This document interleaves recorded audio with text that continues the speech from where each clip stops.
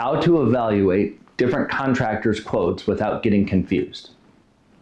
Many homeowners feel overwhelmed when contractor quotes start coming in.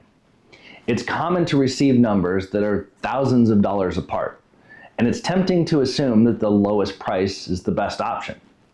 But the quote isn't just a number.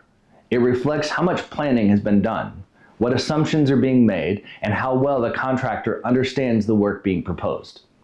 To compare quotes fairly, you have to look past the total and understand what's behind it. One of the things to look for is how clearly the scope of work is described. Some quotes are a little more than a short list of tasks: demo, paint, tile. Others spell out specific materials, allowances, and the sequence of work. Those two quotes are hard to compare, even if they're for the same project. A vague quote doesn't mean the work will be simpler. It usually means decisions and details haven't been resolved yet.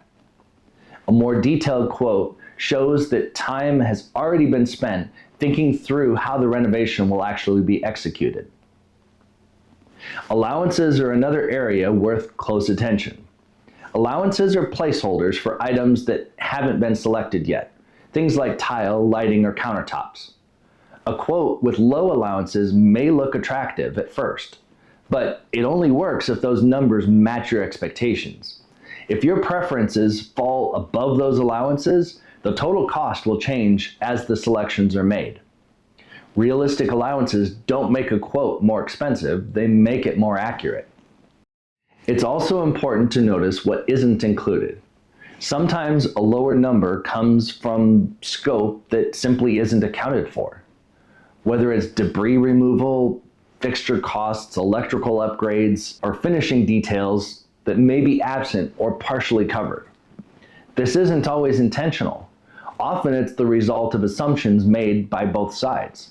But missing scope has a way of surfacing later when changes are harder and more expensive to address.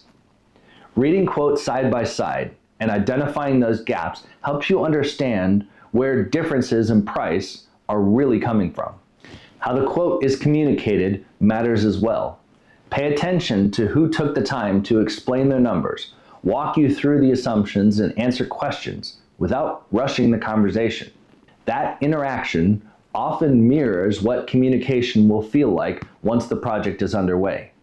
Clear explanations early on tend to lead to clearer conversations later. At the end of the day, you're not just comparing prices. You're choosing the person or the team that will be working in your home, making decisions, coordinating craftsmen, and guiding the process when things don't go exactly as planned. When you understand a quote in terms of its assumptions, constraints, exclusions, and deliverables, the numbers start to make sense. You can see where decisions have already been made, where flexibility still exists, and where risk is being carried. At that point, you're no longer guessing why one proposal is higher or lower than another. You're evaluating how much each contractor is thinking about your project. That clarity makes the decision simpler. You're not choosing a price, you're choosing an approach, one that matches how you want the project planned, communicated, and executed inside your home.